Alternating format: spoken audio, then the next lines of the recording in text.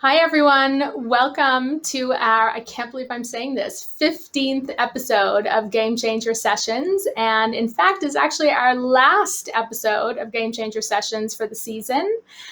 For those of you just turning in and you've never experienced Game Changer Sessions, it was really created in a world that feels like so distant when COVID started.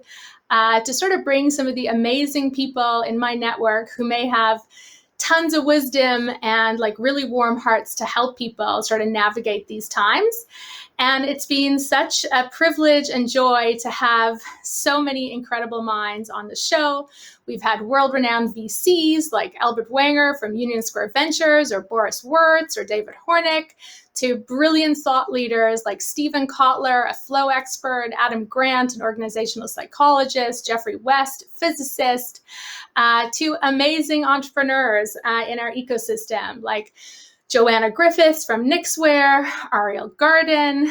And today it is with such a great privilege that I bring our new guest to Game Changer Sessions. And I couldn't think of a better person to end Game Changer Sessions with than this guest, who has been a true inspiration to me. We have Michele Romanow joining us. And of course, Michele does not need an introduction, certainly in this country. She is one of our dragons on Dragon's Den, and I think she's the youngest dragon on Dragon's Den. She's also the founder of one of our most successful startups, Clearbanc, that has, I think, deployed over $1 billion to startups last year. And there's too many awards to actually name them all for how many awards Michele has received. But she truly is a powerhouse and an inspiration. She's also on the boards or a director of some phenomenal companies like Vail, Freshie, who else? Queen's University. And so it is just such a joy to welcome Michele here today. Michele. Thank you for having me, Candice. It's wonderful to be with you. And Candice has been a wonderful supporter of me for a long time. So always happy to do stuff like this. Thank you so much. I mean, I've known you since you were like a baby, like literally, and I mean that in the best way. What I mean is since your early days of, your entrepreneurial journey, and it's just such joy to like watch you just take on the world. I think we met during one of your, it wasn't your first actually, one of your earlier startups. Days, like early, the e-commerce startup in I want to say 2011 when Candice was at Torstar still. Yeah, exactly. So it's just so great having you here.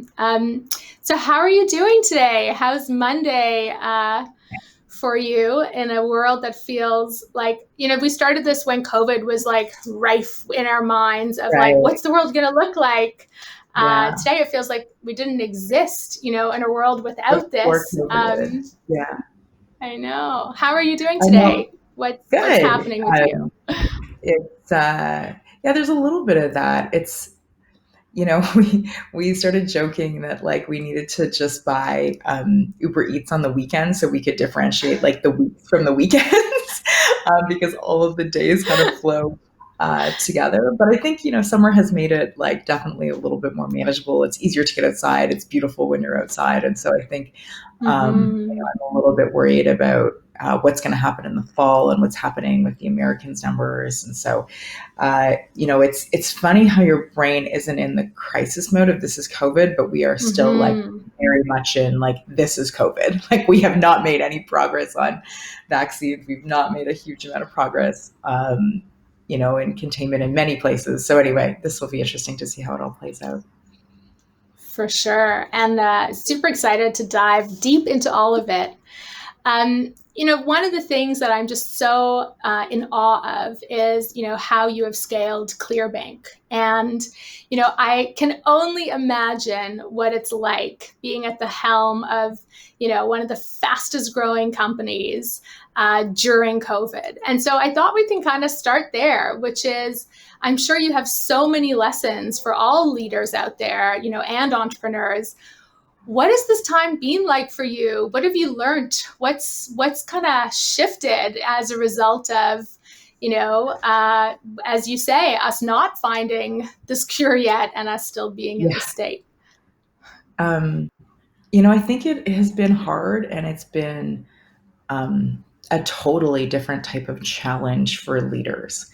And Mm-hmm. work from home is certainly doable. I think that some people can thrive in it, but it is very, very difficult for a startup, I find, because what you lose is these like very close bonds. I mean, you don't build a company by like, just like everyone doing their 9 to 5. Like I mean, if someone has done that, like congratulations, you're far more talented than me and Andrew. But this is something where you are so involved and you need so many people that are devoting so much of their time to Mm-hmm. solving the hardest problems. And so I find there's like an energy when that happens in person where you can remind people just like how deeply you care about them and how deeply you care about the problem. I think there's these collisions that happen in the office where you can just pull people into like Mm. certain conversations. Um, and then there's just this like camaraderie that comes from that. And then I think the other thing that was like overlaid on that is that we had a lot of things that are like work, but they're social, right? You know what I mean? Like the events and getting to Right. see everyone else Totally. and these random collisions that made it easier. And for me, I think it made it not feel like work. And so maybe what I'm learning Mm-hmm. is that there are a lot of different personality types here. And so I think if you're introverted, you've probably become more productive because there's less people to bother you. You don't have to have Mm-hmm. awkward conversations where you're getting your coffee. Like it's actually like a bit of a dream. Um, and I would consider myself like an extreme extrovert. And I think that's been really challenging because you like 12 hours of Zoom like feels way more exhausting to me than 12 hours at the office because I'm like running around and seeing different people and like I can read expressions differently. And so I think it's actually like I'm starting to think a lot more about if we could work styles around different personality traits a little bit better, that might be more indicative of our ability to be successful than anything else. So I'm not sure I think it's been very hard because businesses have changed. I think we were really lucky. I mean, we've been backing e-commerce companies, so e-commerce companies have seen a huge surge. But I mean, I'm also on the board of a travel company and a restaurant chain where, the world has not been very kind to many business models. And frankly, we've never bifurcated business models on like things that people do close together and things that people do far apart. Those were never like a bifurcation we ever used before. So anyway, I think that's part of my learnings, as we are in COVID now. It's so interesting, but it just resonates so deeply with me because, like you, I get energy from human beings, right? And so, Yeah, in many ways, like I think Game Changer sessions, like secretly, was my way to connect with like people I love, deeply and emotionally in this world where you can be working, right? And just not have that connection, like that, like yeah, real connection. And so that is for sure, I hear you, like just the craving of like community and physical energy is like different than Zoom energy. So that totally totally, resonates. And I'm so totally. curious if you I'd love to sort of like dive deeper a little bit when you say personality driven workplaces or work styles. Do you foresee an office again for Clearbanc? Like, do you see there being an office if you can, and sort of how will you manage, um, this idea of some people being in person and others not? Like, have you thought a little bit about any of I that it's like if an we ever get experiment, back? like everything else, right? We were one of the first companies to go home, and I remember getting everyone together. And Andrew and I were like, okay, we don't really know what's happening. We're going to do a test work from home day tomorrow. Like, take home your laptops and let's see if this works. And the test work from home day was like that night the NBA shut down. Like it was just this flood. And then the test became this like long term thing. And so I think it's like anything else. We're just going to test and come back into it. I haven't quite figured out, um, one of the things that really ramps up when you're remote is all of the written communication, and that takes a lot of time to digest. There's no nuance in tone. And so I think some of those things, I think now that we've all worked from home, it will be so much easier to integrate some people back into office and some people not. I mean, we have no desire to bring people back before it's safe or before it's reasonable. But using an office as like structure, and especially for the extroverts, I think is really important to get that collaboration. And I think it will be way easier because now everyone's used to what it's like, to have Zoom. I know that we have, employees that are in California and New York, and like their onboarding was almost seamless because it was like, you're just another square on a screen.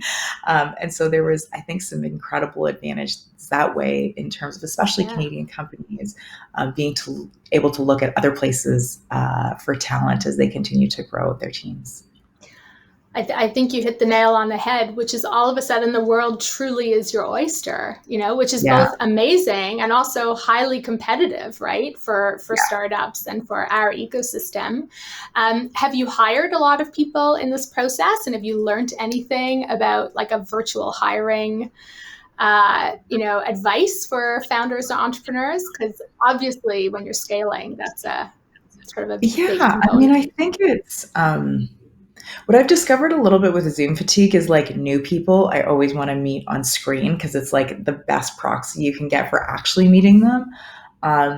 But with like people that I talk to all the time, like executives or like people that are on my team, like I try and just call them now because, you can understand the nuances in people's voices. And it's just like your brain reading video all day. Like think about saying, even to your kids, like, I'm going to watch TV for 12 hours a day. Your kids would be like, Mom, that's crazy. Right? But like when it's a Zoom call, it's somehow like work and not like the brain is actually looking at a screen. There is science talking about the fatigue, that it causes, and especially for certain personality types. I'm going to send you the article I saw, but I had a day last really Monday. It's the lag. It's you're trying to read micro expressions, but we're all a little bit delayed. Anyway, so I think we're just going to figure that out in real time as it happened. I mean, we built a beautiful new office. We've always been like a fully in-person team, so this was a huge transition for us, and we'll figure out the next chapter just like every other iteration. Absolutely. So we have so many people on this call, which is amazing. And there's amazing questions, but just encouraging people to feel free to ask questions. One of the things I'm really excited about getting your perspective on is the future post-COVID. And you kind of hit it on the head, which you said, like e-commerce is booming. And in my opinion, you have such a unique vantage point because you see two very, very important areas emerging. One is the future of funding innovation. And you're seeing that from Dragon's Den perspective, but also obviously at Clearbanc. I think you invested in like how many startups? 2,200 or some, like a huge amount of companies. Huge sample set. And I think, you made this comment, which I just loved, which is like, we're in 2030, right? Not 2020 right now. And so I would love for you to just share with the audience, like some of the big themes and trends you're seeing. Let's start first with e-commerce and then jump into funding. And obviously we'll talk about the incredible work you're doing at Clearbanc. Thank you. So let's first talk about e-commerce. So as a percentage of retail sales in the United States, e-commerce has gone from 14% penetration to nearly 30% penetration over 12 weeks of COVID. Like that is a 10-year shift that happened in 12 weeks. I think that same shift will happen with telemedicine. Like, everyone has realized that if they don't absolutely need to go to their doctor, there's absolutely no reason to like expose yourself to more risk. And even now that a lot of places are in phase 2, like the retail experience is like, frankly, terrible. It's like, go to a store, hand sanitize your hands, worry about getting sick. You can't try anything on. You can't get close to a person. Like, you're like, what Yeah, This is not actually much fun. better on my phone. And Totally. we removed the fear around a lot of categories that were holding e-commerce back. So, let me give you some examples. Food. Everyone is always like, well, are my raspberries going to come and they're going to be the rotten ones? Like, people have gotten over that fear. We can now ship frozen things. We can now ship big bulky items like the stuff you would go to Home Depot for that is now arriving to your house. Color cosmetics, things that we thought we had to try on. All of those categories have really, really surged. So that's the first thing that we're seeing across the board is e-commerce is doing really well, and I think will continue to do well. Right now, as soon as we've taught, especially older generations, how to buy online, we're going to continue to see that. And then we're not going to see businesses today think about not having an e-commerce presence, right? Like, even if you're like, I don't know, the tiny shoe store in a little town, you're like, I should have an e-commerce presence because Yeah. I lived through this experience where I couldn't sell anything for 3 months. So that's kind of the e-commerce piece. The second piece is on funding, and the funding environment has To go changed there. drastically. Just before you go there on the e-commerce, Yeah, I heard somebody say this and I loved this idea, which is like, you know, the front, like the front door of the house, right, was yeah, always physical, right? And now the front yeah, door is like completely virtual, right? And so, totally. it's kind of okay if your back door or your like shed or whatever doesn't look that great because nobody really goes there. But like when it's your Yeah, house, when it's your home, and like that's how yeah. people are entering, And it's your front it's like a door. totally, it's your front door, And so Yeah, I think what you're saying like is absolutely the case. And uh, the enablement that's happening at the pace at which it's happening is like unprecedented. As somebody who's like ancient in the tech world from the early days, like you, even with Bytopia, like what was yeah, possible, it's like to see that 15% is unprecedented, like that much growth in that short period of time. So yeah, yeah. fascinating. Um, And so let's move to the future of funding, because I think yeah, you clearly are making like investment decisions at being a dragon, but specifically at Clearbanc in a fundamentally different way. So what are totally. you noticing on the funding side post COVID? Yeah. So I think the first thing is we've seen the both traditional instruments of like equity and debt are really in a very different and a much worse place than they were before this. And so it is extremely difficult for entrepreneurs to get equity deals done because they've primarily lost their two tools that you use to get a deal done, which is meeting in person and sharing the story of why you're the only one to build this business. And then the second tool that's been lost is by going in person, you can get, multiple bidders, and then you can drive up your valuation through that. And so, because of that, I mean, the statistics we've seen, like the lowest quarter in many, many quarters in terms of VCs deal done. There's less trust. I mean, some deals will be done where VCs have previously known founders, and then it's just really a diligence period. But for the most part, I think it's going to be very, very difficult because the model was so much based on like human to human interaction. And then on the debt side, I mean, everyone got very, very scared. And so on the venture debt side, we saw tons of, MAC clauses, which are these material adverse change clauses being pulled. And so people couldn't use their venture debt. This had nothing often to do with the company's performance and everywhere to like just on sheer uncertainty. And so I never like instruments like that because they really scare me as a founder when like, capital should be there when things are bad, not always when things are good, right? It's far more important then. And so, you know, that's one of the nice parts about our model is that we get customers to connect their data to us. All of our decisions are made with AI and they're completely data driven. And so we don't need to meet founders in person.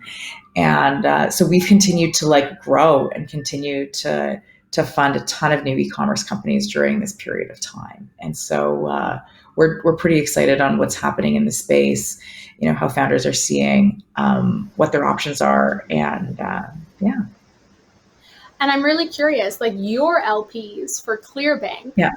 did you find that they were just as risk uh, tolerant as you, or was it sort of an interesting place to be where, you have the data, you're using the AI, Yeah. but their practices are still sort of a previous generation that are more risk, averse, or just, and it's not even that being risk averse is a previous generation, but they're based less on data than Yeah. potentially your model is. So how is that Yeah. relationship?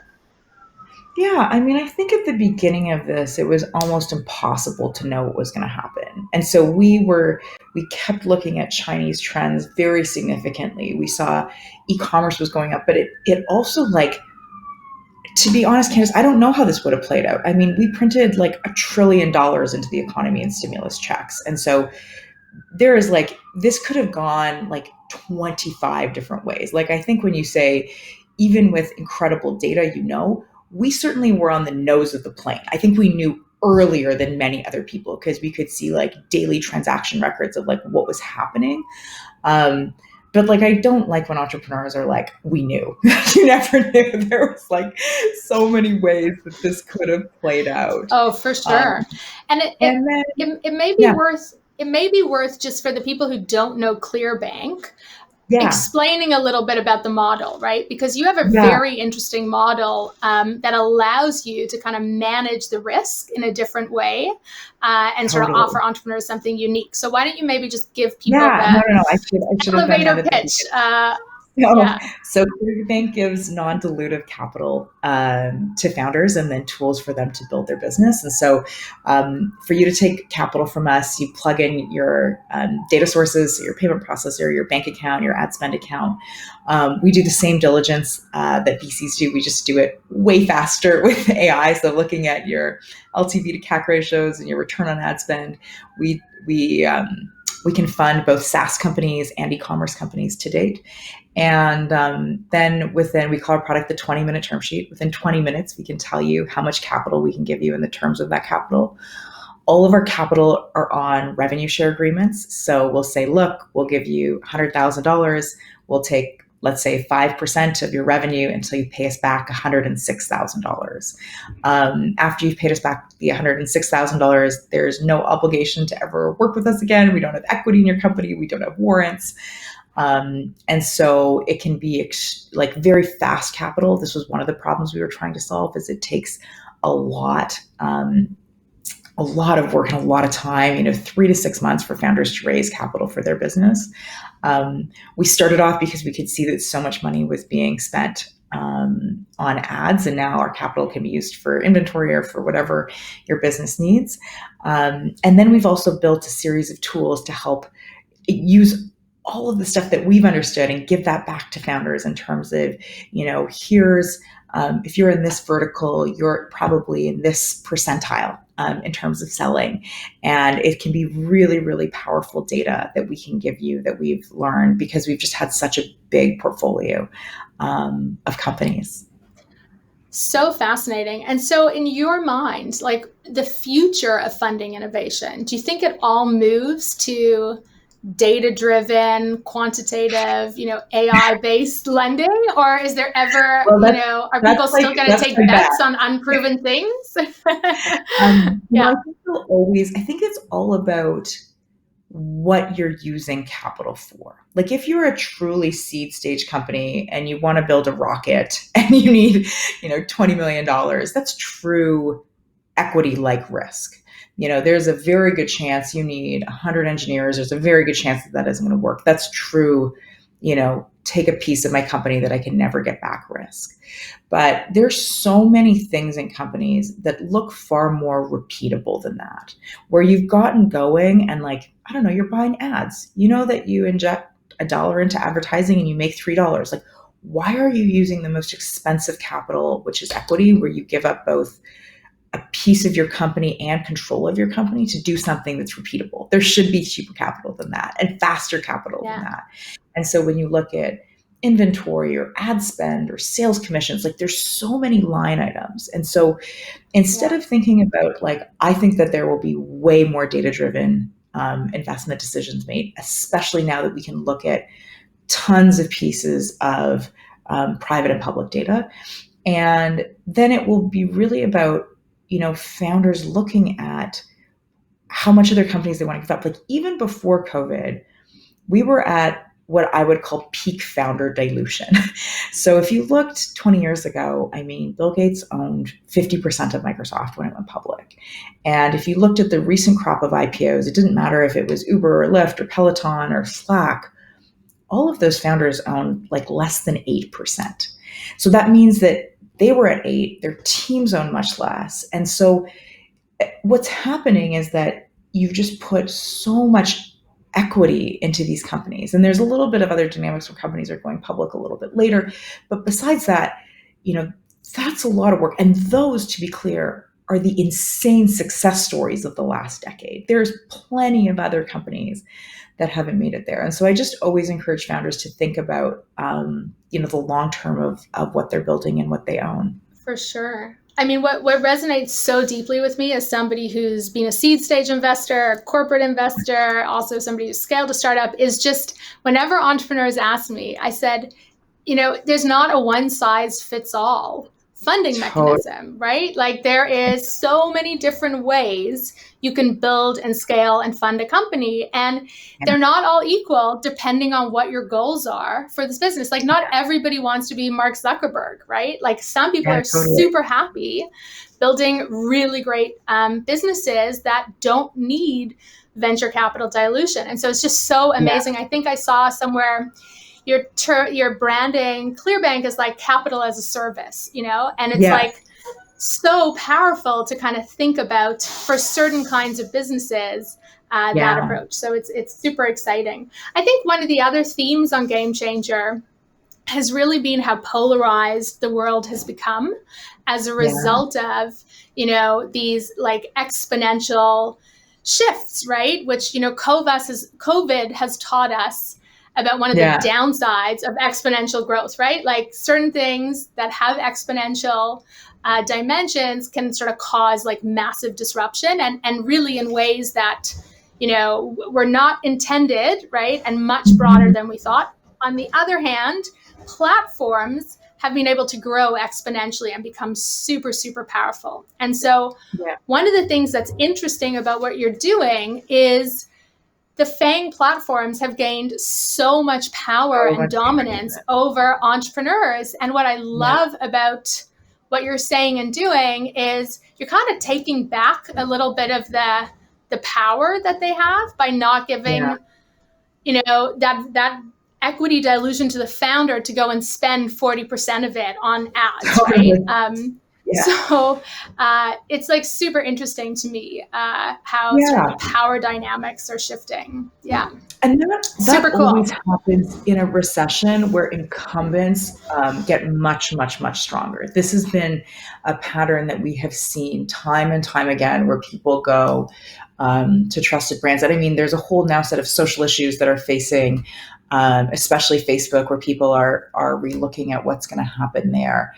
But I think generally it does feel very unfair to founders that there's very few places to go get customers because a couple of the platforms completely own them. And so, if we can allow those founders, I mean, look, it's not hard for P&G to negotiate with those platforms, but if we can, put together enough series of founders, I think, we can stick up for them as well. Yeah, no, I love that. So I know the part that I'm most excited about for this conversation, and I think a lot of others are, is really tapping into your mental models. You're this person, you're prolific in sort of sharing your advice and your wisdom, and you always have such fascinating ideas on what it takes for entrepreneurs. No, but I love it. I think it's like, that's what we need. My belief is you are the sum product of what you have access to and are exposed to. And so what's so powerful about you sharing this is people can learn, right? And as you know, I'm like deeply passionate about learning right now and have been for a while. But let's go deep into your mental models. Let's first start on what are some of your, most profound mental models that you've sort of accumulated over the years around creating companies and being an entrepreneur. Are there a couple that you want to share that are sort of really resonant for you right now? For sure. I think um, probably my most important one that comes back again and again and again is like the need to plan versus the need to execute. And that is like, it is so easy, even when you are just by yourself in your basement, like with an idea, to like go into planning mode and to like do all this research and to do all this. And like at the end of the day, um, I don't believe that customer research works. I don't believe anyone knew they wanted an iPhone before they saw an iPhone. Like you would have never described that item, and then you saw it, and you're like, "Of course, I want this." Um, but it's your job to like reimagine a future. Like think about Clearbanc.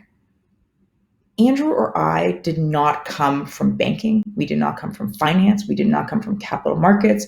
We did not come from like risk or treasury or the things that are like big parts of this company today.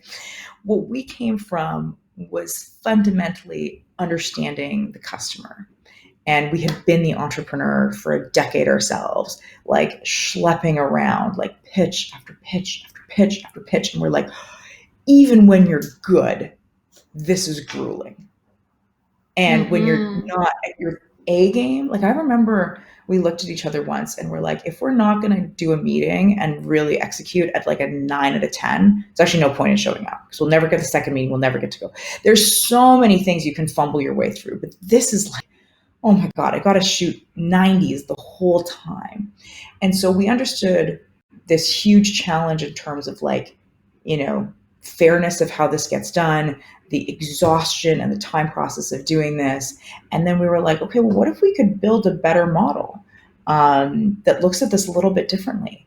And there's now people from, because like we're clearly a fintech company, there's now people that are like, well, how did you guys like figure this out? And it's like, because we didn't come from banking models and thinking that this was some different form of SMB lending and it needed to be done on personal credit score and that it needed to be done with all of these old risk models.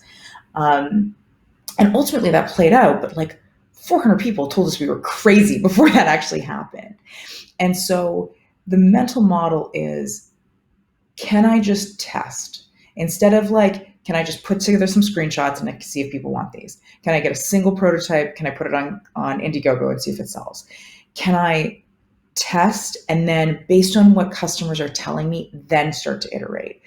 And it even happens now when we are like, Clearbanc has an incredible like core product and now we're figuring all these new things. It's the same thing. There's the same temptation to like test and go into zone. And you're like, no, put it out there and let's see what the customers are doing. And I get that as you get bigger, it feels like there's a lot more to lose. But it's so fundamentally important. I think I just love, that's such a, it encompasses so much what you're saying, and it's so interesting because I know you went to business school at Queens and, I went to Western and I worked in strategy consulting and it was like this moment when I went to Wattpad, and I worked in a startup that was very much, a test for, like actually put stuff out there and see. You have to unlearn so much of what you were told was the right thing, and it's so like there's so much cognitive dissonance, right? Yeah. And you have to just like literally be like, this was for a different time period, versus like, so what you say resonates. Like, you're right on this like time period. Like before we didn't have Kickstarter, so we'd use customer research and like everyone would tell you that they loved your product because they were friends and they were being nice. But Kickstarter, it's like people are actually putting in their credit cards for an item that may never ship. Like they really want it. It's a totally different thing. And you're 100% right. I had to unlearn, building business plans and Porter's 5 forces and like all of these things that are actually fine models. And I actually remember thinking about that when I was in business school. They like tell you this crazy story about, blue ocean strategy. And you're like, Guy Liberté looked at the world of circuses and he saw that like 70% of a circus was the cost of animals, transporting animals, keeping them healthy. Totally. And so he just envisioned a world with the same revenue, but you took out 70% of the cost structure. And I even remember at the time listening to that story being like, that can't have been true. There's no way that that's how you build a great business, and you just like randomly look for these blue oceans. You can look for what technologies are changing and how that will affect certain industries. I'm a big fan of doing that. And I think like you are too, right? Like how will marketplaces change this? How will, you know, education shift? Like those are really powerful. But, you know, and then I got to hear the Cirque du Soleil story, and it's like, yeah, I mean, like he was a fire breather that like iterated his way into like this beautiful production that became this Mm-hmm. incredible Canadian Mm-hmm. success story. But it really had nothing to do with So animals. great. So For sure. I think So giving the business profs, you know, some more perspective from our generation is important. yeah, it's just new. And I think what's interesting about COVID is it's a force function for every entrepreneur in every company to rethink how they think, how they Yeah. plan, how they deal with uncertainty, you know. And Mm-hmm. startups have had to do that for a long time, right? Like that's what I Yeah. always say. It's like my passion for this came because at Wattpad we didn't know. You got to find those Yeah. like needles in the haystack and then, you know, amplify those. So we have Totally. 20 minutes left and we have so much that people want to cover. So we're going to go fast. So any other mental models that you think, like two more mental models on being an entrepreneur or creating the future, but we'll do them Oh, like Twitter style fast. yeah. Put it okay. Um, I think this is one that Andrew taught me is really good. Is like imagining what you would do if money or time were not a blocker. And it's really hard because our brain is so used to those two things being blockers. It's like almost impossible for us to imagine what a future could look like without those. That's like really powerful, and it gets you into like a much better place. Um, my other one would be thinking about um, another great mental model for me always, I think I learned this one in grade 8, but it keeps coming back, is like important versus urgent. You know, you can build that 2 by 2 on like, your phone is urgent when it's ringing, but it might not be important. And the more we could spend our time in like important but non-urgent work, the more you can build for the future. And it is like such good advice during a crisis because it feels like everything is urgent. It feels like you need a plan. It feels like it's so much uncertainty. Um, I think that's really powerful. And then I think maybe my last mental model, which isn't so much of a mental model, it's a really important kind of like advice for the times, is like spending time. I call it with my notebook and not my phone, and like really taking the time to like just sit there and be like, what have I learned? What's happening? Like, how do I like synthesize this? Because our brains are just, we are so reactive. Like, it is our job to have this thing glued to our hands most of the day and like react. And especially when you're Mm-hmm. a leader, there's just so many pieces of decision making, and there's so many things to attend to, and there's so many things that you're pitching, and you're like, but if you don't spend the time to be like, what am I learning and what does the future look like without those distractions, it's very, very difficult. And so lots of people have, you know, meditation to um, clear their mind. They have all sorts of other tools, but I actually just find sitting there with like unlined paper is like a pretty good one for me. Yeah, no, I mean, I think you're so bang on. I mean, one of our previous guests, Albert Wenger, he's written a book that really changed my life, I would say, called Yeah. World After Huh. Capital, which was all Yeah. about how we've shifted from capital being our scarcest resource to our attention being the scarcest Right. resource of our time, right? And that's Yeah. exactly what you're saying. And so, Yeah. you know, doing that is like such an important piece in a world where we're, you know, attention starved, as you say. Yeah. The Um, other line I so love I, on that topic is just to clear yeah, to finish that one up is like, if you are not paying for the product, you are the product. And it's like this, oh my God, that just blew open. And you think about, you know, Instagram and all of these things that you've given your attention to. You know, just being very, very clever about how you're doing this, because um, attention is really important, and it's a totally different type of pollution, where you have to like basically choose to limit yourself.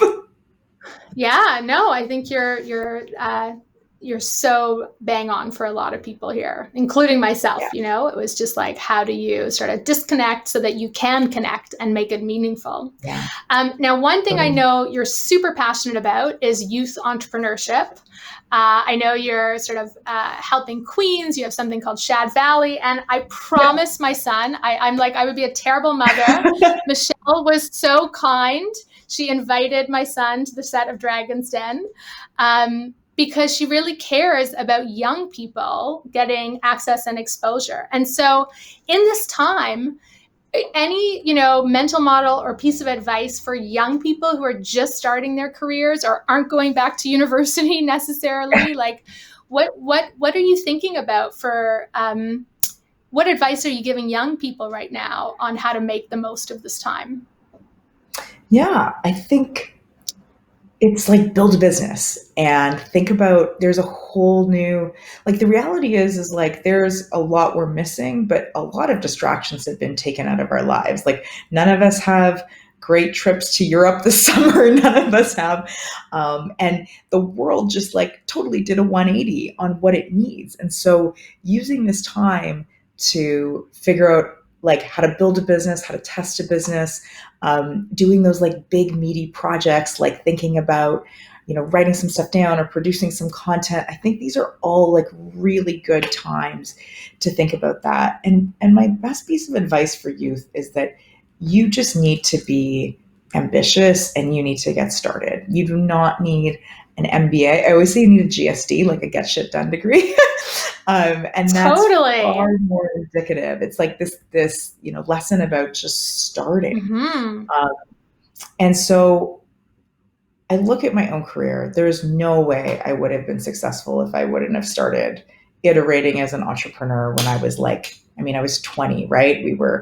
Um, we built this little coffee shop on Queens campus. It's like still there, whatever, 11 years later. That was a wonderful experience for me, trying to start the next couple of companies. I mean, I've had, like, this is the big secret is like 80% of the stuff I've worked on has failed. There's very few things that succeed. And so the faster you build that muscle, the easier it is. And so I think it's a great time for youth now because it's like, okay, let's practice building a business. People need a brand Totally. new set of things during COVID. Well, my son Noah, who's 10, wanted to tell me he's testing 4 different businesses. One's a car washing service, the other is a backyard camp, the other's a band. He said it's more out of passion, and a book service. So hopefully Yeah, one day he'll be on Dragon's you Den. got a you got a little founder on your hands there. Totally. And in many ways, thanks to you. So listen, I have literally maybe not hundreds, but many, many questions from a super engaged audience here. I'm Awesome. just gonna let's jump over. These are so powerful. I literally could spend another hour going deep into all of these. But let's jump over to our questions from the audience. We have 24 questions here. We won't get to all of them, but maybe Michelle, I'll post them on social. And if you want, you can answer Yeah, over there as of well. course. And like follow me at Um, Michele Romanow. I answer all the stuff. So Awesome. So we'll absolutely do that. So one thing from Eric, Michelle, you talk a lot about loving entrepreneurs to be scrappy. Can you talk a bit more about what scrappy means to you? oh yeah. I mean, scrappy is turning no's into yeses, finding resources when they don't seem to exist. And it's really the practice of building something from nothing. So I think it's incredibly important because no one gives you resources in the early days. And so um, story of when we were building Bitopia. I still remember we had built our website and we had just, the first thing you learn when you are an e-commerce founder, you build a website and then no one comes to it except your mom and your like 5 friends. And then you're like, okay, I need to find some customers. And, um, we at the time really had no money, so we couldn't buy like newspaper ads or Facebook ads or Google ads or anything. So I remember we bought a box of sidewalk chalk And we would go at night in front of every building that looked like they had more than 400 people working at it. And we would write the deal of the day in giant letters and be like, Manny Petty for $20 by Topia. And, I couldn't believe it, but it worked. Like, people actually found our website this way. We also got a lot of complaints to like stop writing on sidewalk. And I was like, well, how much trouble could we get in like rain walks away, sidewalk chalk? But it was just a really good story about how like scrappiness in the early days is still so important. I mean, I remember when we first started Clearbanc, we had this story like where we were trying to get this deal with Uber, and I'm at an event and I can see that like Travis Kalanick is having dinner with Eric Schmidt, and I was like, I looked at Andrew and I was like, they say do one thing a day that scares you, and I just like went to fully interrupt their dinner and like pitch, and they were both actually really nice, but it was like absolutely terrifying, and so you need these like scrappy moments, and it's what ends up Mm-hmm. making you really successful.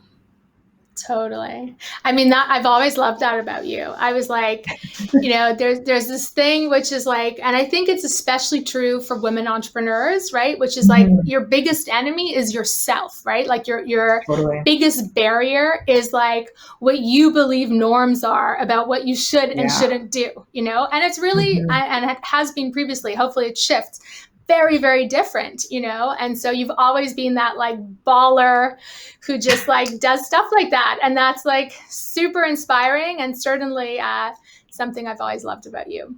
Thank you. So And one then of the the myth questions is that too. it's not Yeah. scary for me. Like, it's always scary. It's scary for Yeah. everyone. It's not like I Yeah. don't have those same fears and I'm not like I'm going to be an idiot here. I just, that's like the price. No, you do it. Yeah, exactly. It's also the meaning you make of it, right? It's like, Yeah, what's the worst that can happen? Someone will say no, or like, don't interrupt us. totally. So I think that's super powerful. So Yeah. this is from Sam. Sam said, thanks for joining, Michelle. You mentioned briefly the impact of disruptive technologies in different industries. Any more thoughts on the future of digital education and learning? And I think that one clearly is very interesting to lots of people right now. What do you think about that? Is this a sort of a force function for change for education as well? Yeah, I mean, I think Candice, you had the best line recently on education, which is that it's going to be a lot like other industries where the middle is really going to fall out. I mean, if everyone is doing online education, I don't understand why you would not want like the best people in the world to teach you about something. And what I Totally. remember about school is there is a big, big difference between the worst teacher and the best teacher. Like, this isn't like, oh, they're like a little bit better and you slightly different. There's like you fall in love with the subject and idea. Like, you can get totally enthralled in things with the right teacher. And they're one of the most important professions on earth. Um, and so you think about that, it's like, what was school? School is like very good teachers that have passionate, and then it becomes subject level expertise. And then there's this community part of it that makes it worth it. And so, that was created so well on university campuses, right? People lived together and were each other's friends. And like that became a part of dialogue and discussion and learning. And, your own trying to prove yourself to other people, which is a huge part of like not just learning for yourself, but learning with the people around you. And so I think it's going to be really interesting to see how we're going to replicate those two. But I do think you had the best line, which is we are going to see. And I mean, people have been talking about shifts in educations for 2 decades now. But again, it's like this is an accelerating event where everyone last year had to do the rest of their courses online and their exams online, and they really started to think about like, what is it that I'm getting out of campus? Yeah, absolutely. Super helpful. I think we have time for just a few more, but Richard Great. Conway asked, can you think out loud more about your bifurcated world of businesses? So, I Mm, think we were having this yeah, conversation a little bit about how things kind of yeah, bifurcate and are yeah. polarized. Any other thoughts on that and what happens in the future? Yeah, I mean, it's so strange. Like the bifurcation I was talking about is we've never thought about activities that people do close together versus far apart. Like that's never ever been something I have considered where like a live event and a bar and this is super high risk versus like playing tennis is much lower risk. Like how were those activities ever dumped into two camps? Um, and this certainly won't go on forever. I think we're going to have a completely different regard for like sanitation, just all sorts of things that are like new habits that formed in all of us as a result of this. But I just don't think humans can go this long and try and build things without like other humans connecting. Like it's, I think I read another post by you know, Josh Constantine was a writer for TechCrunch for a decade, and he just wrote this post that I thought was super genuine, where he's like, I just miss running into people. Like, I don't have any way to have like informal kind of connection points or collisions, and like we're all so zoomed out from these calls, and they're like so strange because you can't just like break off into weird conversations. And so I think that will have to um, come back. And then I'm always like a big believer in like the power of innovation and the power for us to figure out, you know, what is the perfect mask or the perfect thing or the perfect technique that allows humans to get back together, but in a much lower risk way. So maybe I'm just being a crazy optimist, but I think that will happen. No, I love that. And I'm with you. I think we're designed to connect as human beings. So that's for sure. Totally. I am going to have to sort of end the questions in our session here, but it's been so much fun. And Michele will definitely post them, and feel free to, I know you're super good at social media, so feel free to keep answering, because we've had so many people who have so much love for you and want to continue to get Well, your yeah, sage advice. Michele Romanow, Michele with one L, and you can find me on all the different platforms. Amazing. And just a huge thank you for sharing so much wisdom and having such a big heart. Like, the one thing I just really also want to say is Michele is one of those people who goes out of her way to help people in this world. And it's just really beautiful to sort of have you on the show and for you sharing all of your wisdom, and super excited for what you're doing at Clearbanc. And also, one last question I will make time for, because lots of people are interested. Is Dragon's Den happening this fall? What is the update Yes, that you can a give? really good 30 question. So seconds. There you go. we are filming the last 3 weeks of August. Virtual auditions are online. We have figured out a way to film the show with social distancing. So please apply if you have an amazing idea. We would love to meet you. Amazing. And so, Michele, thank you so much to everybody who joined and who's been with us listening and participating in Game Changer sessions. This has been such an important and magnificent experience for me to host people like Michele and to share all of this wisdom and all of these mental models with our innovation community. I'm just so grateful that you've all listened in and tuned in. And we are going to take a break because I think everybody's fatigued from Zoom for the summer. And, we've just pulled so much wisdom. We have so much more in store in September. In fact, this has been a catalyst for some very exciting things that we'll be launching in the fall. So we'll still have a weekly newsletter, and watch out for like a really exciting series that we're going to be doing in the fall. And just so many thank yous to our production partner, Either Live. If anybody is looking to have beautiful Zoom calls that look like this, Either Live is the person you got to call, or the company you got to call. They've done a phenomenal job. Thank you to Corey, who's produced this, Corey Marr. And I have just the most amazing team that we pulled together in like very short order. Maggie Lee, Jerome Glowacki, and Samantha Bennett. You guys have been amazing. I want to just call out Lindsay Holland gave me this piece of art because she loves the show and wanted everybody to be against the odds. If you can see, it's written in there. And we have such great partners who just wanted to spread these ideas with our community. CBC Toronto is an amazing partner, CIX, Toronto Life, the W North Community, Artery, York University, and TechTO.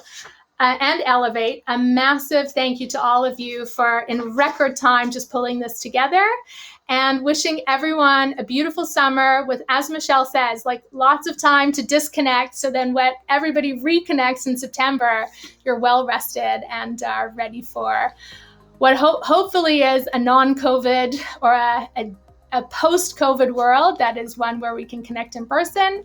Otherwise, we will see you. Well, we'll definitely see you virtually in September, and hopefully at some point we'll meet all of you in person. Have a great day, everyone. Thanks for tuning in.